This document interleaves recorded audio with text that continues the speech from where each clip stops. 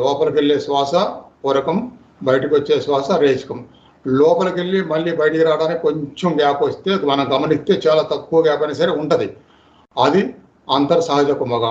బయటికి వచ్చి మళ్ళీ లోపలికి వెళ్ళడానికి ఆగిపోయే చిన్న గ్యాప్, టర్న్ అయ్యే చిన్న గ్యాప్, ఆ చిన్న గ్యాపే బాహ్య సహజ కుంభక.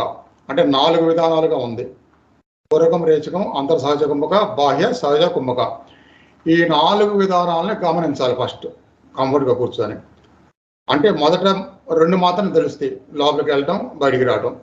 ఆ గమనింపు అనే దాంట్లో బాగా మనసు పెడితే ఏకాగ్రతతో, ప్రశాంతతో, అప్పుడు ఆ టర్న్ అయ్యే కూడా తెలుస్తుంది. లోపల నుంచి మళ్ళీ బయటికి వెళ్ళే టర్నింగ్ ఉంటుంది కదా, అది కూడా తెలుస్తుంది, అంతర్సహజ కుంభక.